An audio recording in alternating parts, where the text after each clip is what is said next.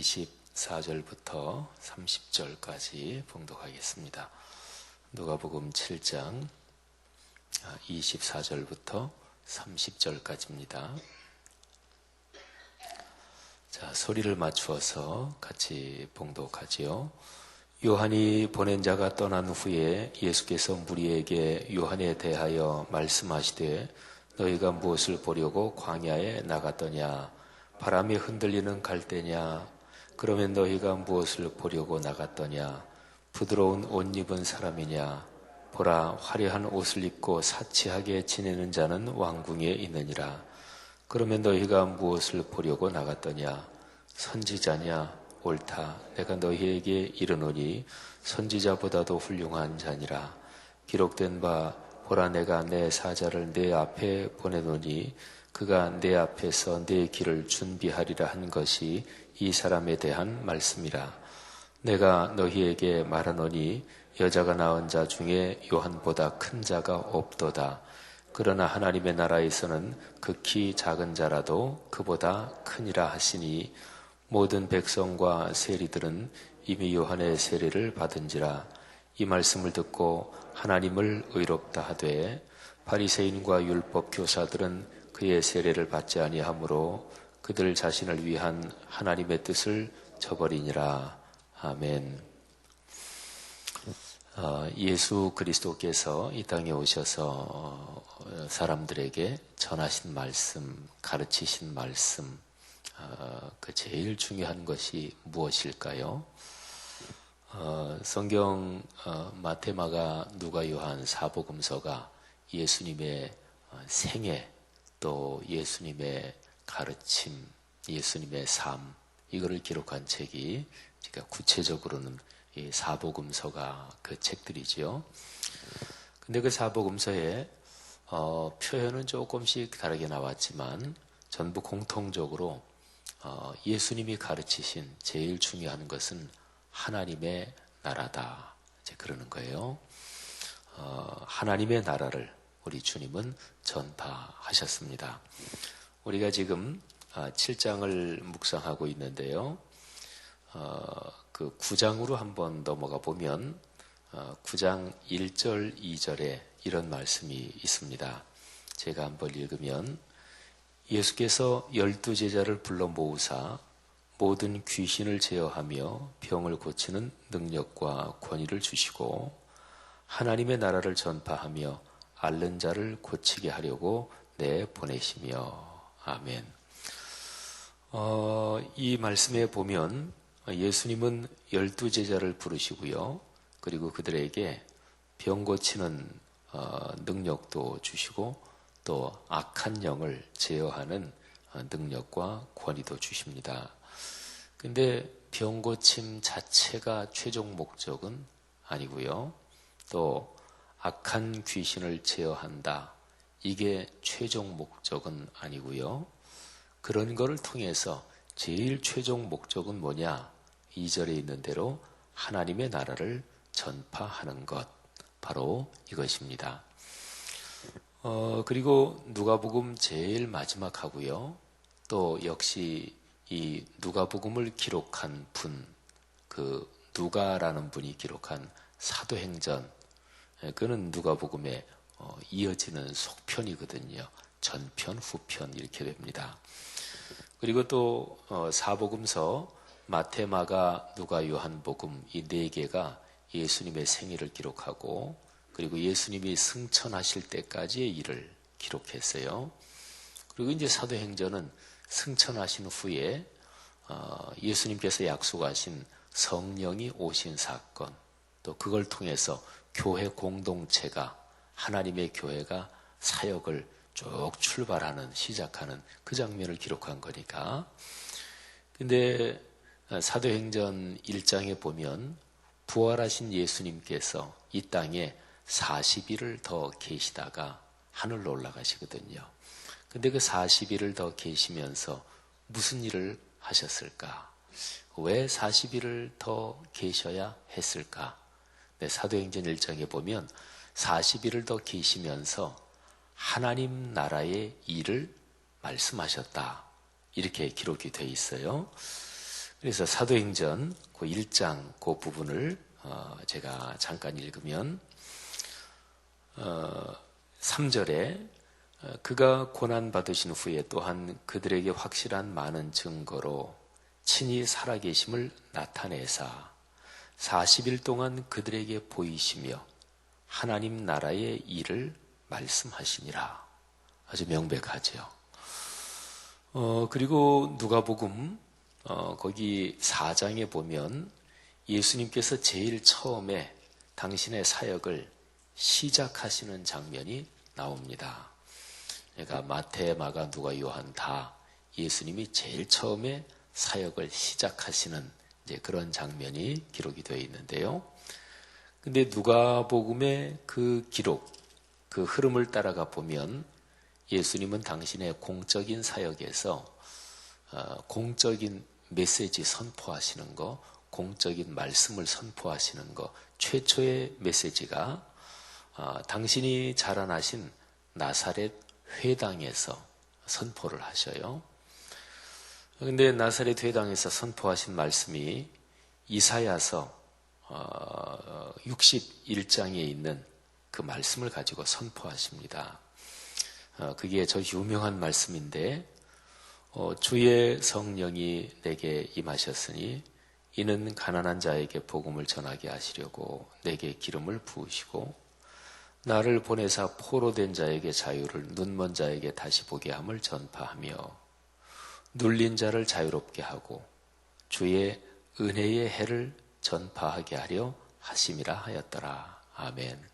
제가 4장 18절 19절을 봉독했어요.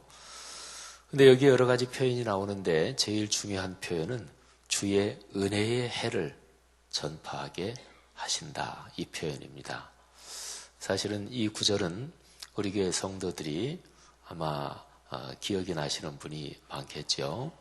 제가 우리 교회 희년, 작년이 50주년 희년이었잖아요.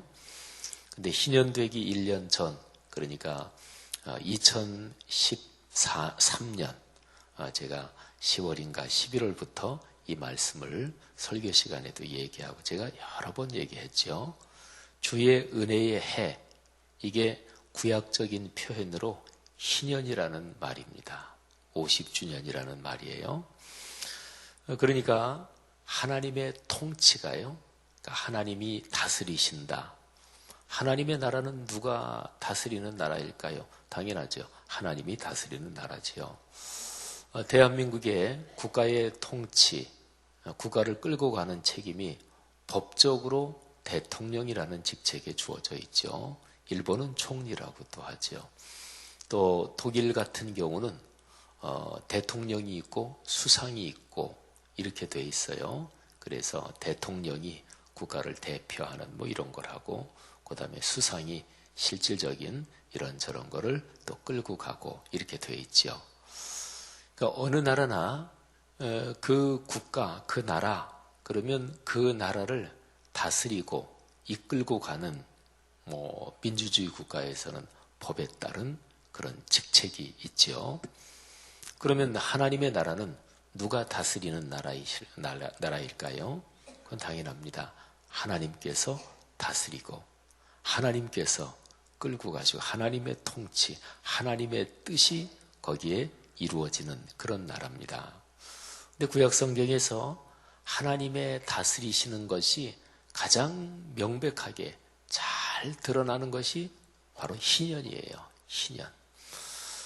희년에는 뭐 이제 누가 경제적으로 어려워서 노예가 됐다. 근데 희년에는 다시 자유인이 됩니다.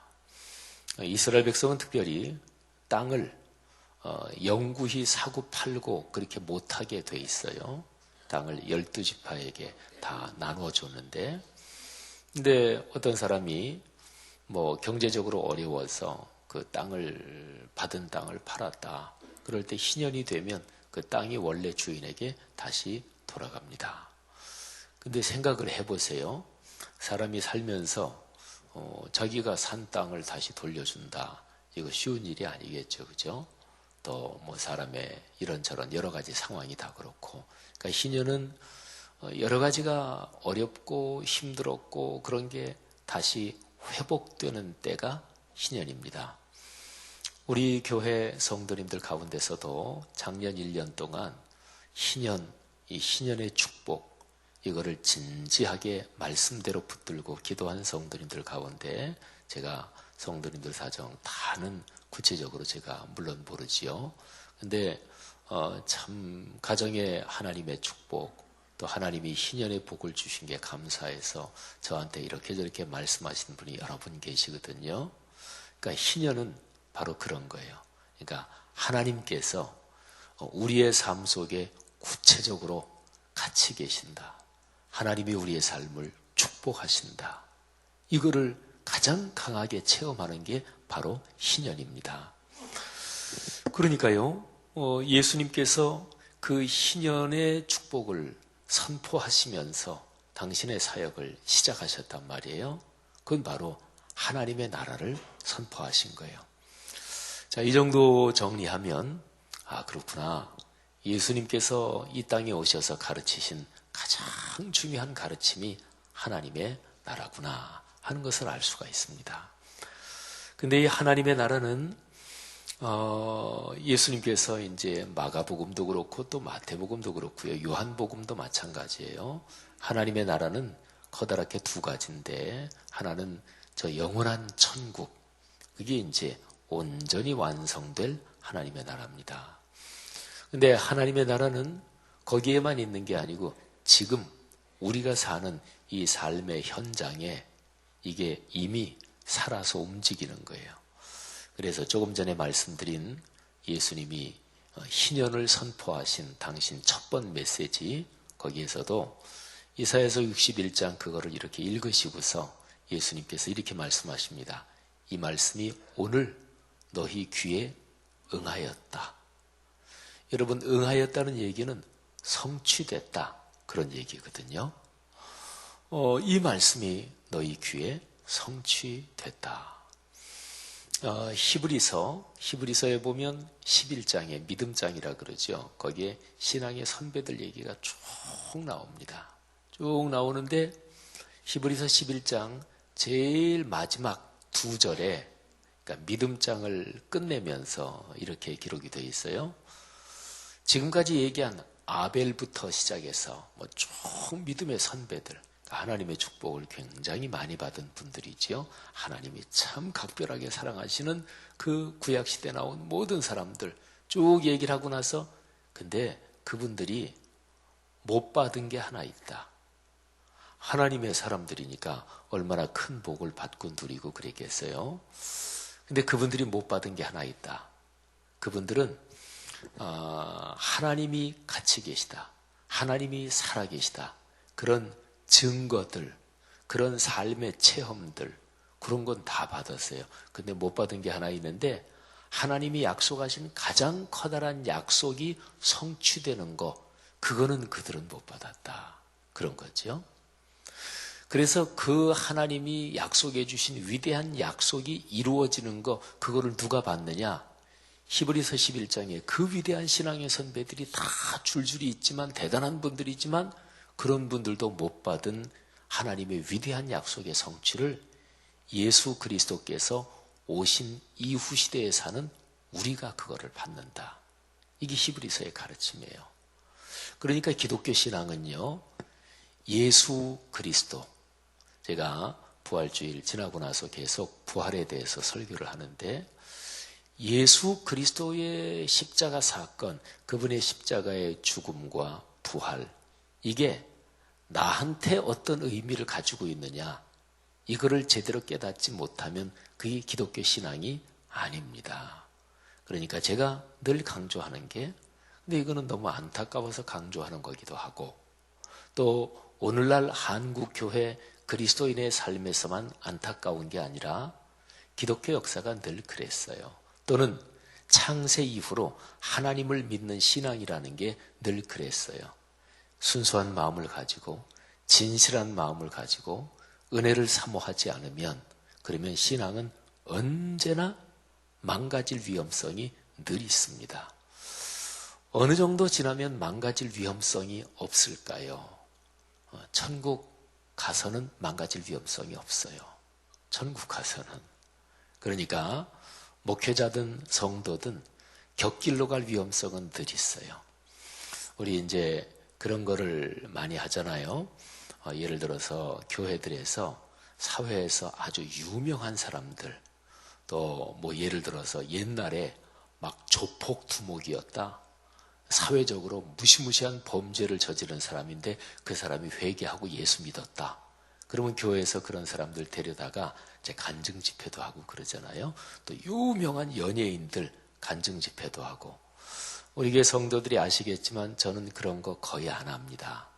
근데 그런 거는 절대로 안 한다. 뭐 이런 건 아니고요. 근데 일반적으로 안 하는 이유가 저한테 있어요. 그러니까 한국 교회가 부흥 강사나 집회 강사를 모시면서 뭐 우리 교회도 1년에 요즘은 2번 부흥회를 하는데 그러면 한국의 교회가 한 5만 개, 6만 개 되거든요. 그러면 5만 개, 6만 개 교회들이 어쨌든 뭐 부흥회 또 1년에 한 번도 안 하는 교회들도 있어요. 또 몇 년에 한 번씩 하는 교회도 있고. 근데 그냥 예를 들어서 1년에 한 번씩 한다. 그러면 한국교회 전체적으로 5만 번, 6만 번 하잖아요. 그러면 이제 여러분은 이제 목회자가 아니니까 저 같은 이제 목사들. 그러면 강사 선정하는 게 쉽겠어요? 그리고 또, 어떤 강사가 와서 참 은혜를 끼치나, 우리 교회에 도움이 되나, 이런 거를 담임 목사들은 5만 개, 6만 개 되는 교회 담임 목사들은 많이 생각할 거 아니겠어요? 그리고 서로가 정보도 있고, 그러면, 이 강사 참 모셔봤더니 참 좋더라. 아유, 김 목사님, 그 강사 한번 모셔보세요. 이런 얘기도 하잖아요. 그러면서 강사들 중에서 스타가 탄생하는 거예요. 그런데 이게 문제입니다. 사람은 누구나 다 스타가 되면 스타의 그 본래 뜻이 뭔지 아십니까? 이거 어려운 얘기인데 스스로 타락한 사람이 스타래요. 예. 여러분 생각해 보세요. 사람은 인기가 올라가면 다 망가질 가능성이 있어요. 근데 쉬운 얘기로 옛날에 조폭했던 사람, 쉬운 얘기로 사람들 두들겨 패고 찌르고 뭐 심지어 죽이기도 하고 이렇게 악하게 살았던 사람이 우리가 다 알잖아요. 우리 옛날 했던 습성 잘 끊어져요? 여러분 스스로 생각해 보세요. 자기 기질 잘 끊어져요? 그게 잘 안 되잖아요. 근데 조폭했던 사람을 스타로 띄워놓으면 그 사람 망가질 가능성이 다분히 있죠. 다분히 있죠. 그래서 그렇게 막 너무 급격하게 그렇게 된 사람, 또 막 연예인 스타들 이런 사람, 그러니까 찬양 집회 할 때도 찬양하는 사람 중에서 가끔 가다가는 세상에서 가수 생활하다가 근데 인기가 이게 무섭죠. 그죠?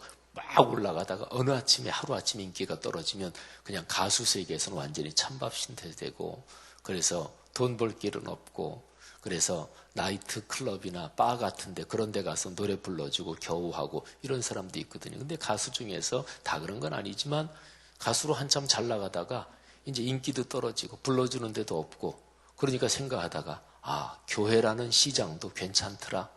그래가지고 이제 복음송 가수로 이렇게 전업해가지고 그런 사람도 있거든요. 그걸 성도들은 잘 모르지요. 사랑하신 여러분, 중요한 게 있습니다. 중요한 게 있는데 하나님께서 예수 그리스도를 이 땅에 보내셨잖아요. 근데 이 의미가 얼마나 큰지. 그러니까 기독교 신앙은 예수 그리스도 그분에 대해서 다 이게 인격적인 관계가 없으면 기독교 신앙은 반드시 망가집니다. 큰 교회 목사가 망가질 가능성이 작은 교회 목사보다 훨씬 많습니다. 그죠? 장로님이 망가질 가능성이 집사님보다 더 많죠. 그건 당연한 거예요. 인간 사회 구조가 다 그렇게 돼 있단 말이에요. 그래서 저는 생각하기를 이제 가까운 사람들한테 얘기하기를 아이고 지 목사 참 너무 좋아하지 마시고 지 목사 앞에 저를 위해서 기도할 때 지 목사 목회 한 10수년 남았는데 10수년 동안 제도적으로 은퇴하기 전까지 지 목사가 곁길로 가지 않도록 기도해 주십시오. 사람이 대개 뭐 옛날 말로는 40이 불혹이요 50이 되면 하늘의 뜻을 안대요. 지천명이래요.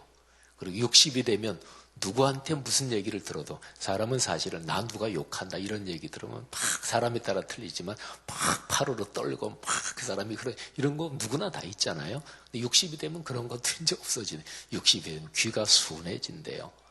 그리고 70 정도 되면 내 마음에 일어나는 생각대로 뭐를 하더라도 그래도 무리가 없대요. 종심소욕 불유구라는 게 그런 뜻이라 그러잖아요. 근데 요즘은 뭐 옛날도 마찬가지였겠죠. 말하자면 뭐 공자가 그런 얘기 한 것도 옛날도 그게 안 되니까 뭐 그런 얘기 한 거다 이렇게도 볼 수 있는데, 그러니까 사람이 언제 곁길로 갈지 모르는 거예요. 그러니까 그리스도인은 이 땅에서 영원한 천국 갈 때까지 하는 수 없어요. 인간의 타락성이 그래요. 주님 붙들고 가는 거예요. 그런 은혜가 있기를 바랍니다. 여러분, 근데 여기에 세례 요한에 대해서 주님께서 말씀하시면서, 자, 오늘 말씀에서 아주 중요한 게 28절이에요. 세례 요한에 대해서 이렇게 저렇게 쭉 말씀하시면서, 세례 요한은 여자가 낳은 자 중에 가장 큰 자다. 그런데 하나님의 나라에서는 극히 작은 자라도 요한보다 더 크다. 자, 하나님의 나라가 영원한 나라가 있지만 지금 우리가 사는 여기에 하나님의 나라가 이미 활동하고 있는 거예요. 그러니까 예수 그리스도 하나님의 나라를 선포하신 분, 삼위일체 안에서 하나님의 나라의 주권자인 그분과 밀접하게 인격적인 관계를 맺고 살아가는 사람은 지금 하나님 나라에서 사는 거예요. 그분과 밀접하게 인격적인 관계를 맺고 사는 게 뭐냐? 그게 바로 말씀을 중심으로 사는 것인데, 성령 하나님은 말씀을 깨우쳐 주시고 말씀을 작동하게 하시는 분이셔요. 성령 안에서 살아간다. 그게 그분이 가르치신 말씀 안에서 살아간다. 그런 거거든요. 그러면은 그게 바로 여러분과 제 얘기란 말이에요. 자, 그러니까 보세요. 예수님께서 요한에 대해서 얘기하세요. 쭉 얘기하시고 뭘 보려고 광야에 나갔느냐 쭉 얘기하시다가 요한은 여자가 낳은 적이 가장 큰 자다. 근데 하나님의 나라 가운데 살아가는 너희가 요한보다 더 크다. 여러분, 성경을 읽으면서 궁극적으로는 다윗 얘기, 요한 얘기, 아브라함 얘기, 베드로 얘기, 또는 예수님을 배신한 가룟 유다 얘기, 처음에는 잘 나갔지만 나중에는 결국에는 이게 삐끄런 길로 나가서 나중에 멸망의 길로 간 이스라엘의 초대왕 사울 얘기 등등 이런 걸 읽으면서 누구를 봐야 돼요? 나를 봐야 돼요. 나를. 누구나 다. 그러니까 말씀을 묵상하고 또는 말씀을 듣고 그럴 때 중요한 거는 말씀이 그렇구나. 말씀이 이런 뜻이 있구나. 근데 언제나 맨 마지막에는 그러면 나는 어떻게 살아야 되지? 이 말씀이 나한테는 무슨 말씀을 하시는 거지? 이게 중요합니다.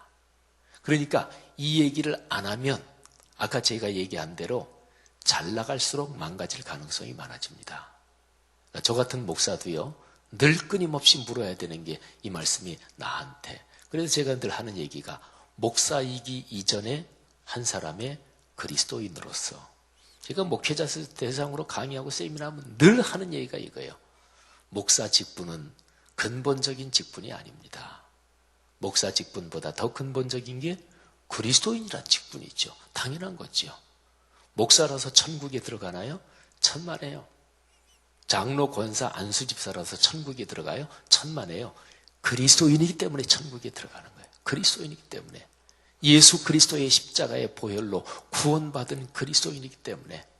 그러니까 목사들이 늘 기억해야 되는 게 이 말씀이 내가 목사 말고 그냥 그리스도인 하나님의 아들, 딸로서 이 말씀이 나에게 무엇을 의미하는가? 그거 계속 묵상하지 않고 늘 끊임없이 자기가 거기에서 자기를 성찰하지 않으면 목사가 망가질 가능성이 많은 그런 사람들입니다. 사랑하신 여러분, 오늘 여기서 주님은 말씀하시는 거예요. 요한, 여자가 낳은 자 중에 가장 크다. 근데 바로 하나님 나라 안에 살아가는 너희가 요한보다 더 큰 축복을 받은 사람이다. 할렐루야. 사랑하신 여러분, 바로 여기 계시는 여러분과 제가 그런 사람들이에요. 예수 그리스도가 이 땅에 오셔서 십자가에 달려 돌아가시고 다시 부활하시고 그리고 거룩한 영을 하나님께서 우리에게 본격적으로 보내셔서 우리를 축복하시는 그 축복이 얼마나 큰지 그 축복 가운데 오늘 하루도 살아가시기를 축복합니다. 여러분의 가정, 가문 또는 하나님이 부르실 그날까지 인생길을 걸어가시면서 늘 하나님 나라 안에서 하나님 나라의 기쁨과 예수 그리스도의 부활의 능력, 성령 임재 충만의 능력을 체험하며 살아가시기를 주의 이름으로 축원합니다. 하나님 은혜를 감사합니다. 성령으로 우리를 축복하시고 하나님의 거룩한 말씀으로 우리를 늘 권면하시며 우리의 지성과 이성은 한계가 있어서 하나님의 거룩한 영을 보내셔서 우리를 붙드심을 감사합니다. 오늘 이 새벽 예배 말씀에 귀를 기울이고 또 우리의 사정을 주님께 아뢰는 귀한 하나님의 아들과 딸들, 형제 자매들, 귀한 성도님들 모두가 하나님의 그런 축복 가운데 살게 하옵소서. 질병이나 경제적인 어려움이나 인간관계에 복잡하게 꼬이는 것이나 이런저런 쉽지 않은 상황들 사는 현장 가운데 있을지라도 그러나 나는 하나님 나라 그 안에 살고 있다는 신앙의 가르침 다시 한번 기억하며 지금 나와 같이 계시는 하나님 손 꼭 붙잡고 행복하게 또 하나님을 찬양하며 주님 부르시는 그날까지 멋지게 복되게 인생길 걸어가게 하옵소서. 예수님 이름으로 축복하며 기도 올립니다. 아멘.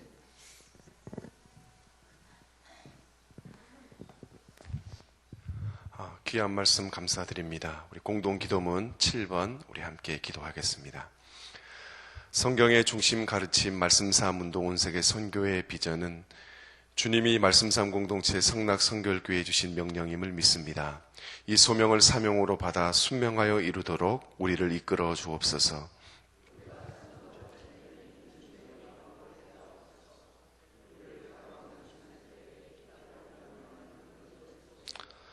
문제를 통찰하는 지혜와 한계를 넘어서는 용기를 주시며 하나님 나라를 위해 헌신하는 사람들을 보내주시어 거룩한 영적 부흥을 함께 누리고 나누게 하옵소서. 아멘. 우리 함께 주기도문 하시겠습니다. 하늘에 계신 우리 아버지, 아버지의 이름을 거룩하게 하시며 아버지의 나라가 오게 하시며 아버지의 뜻이 하늘에서와 같이 땅에서도 이루어지게 하소서.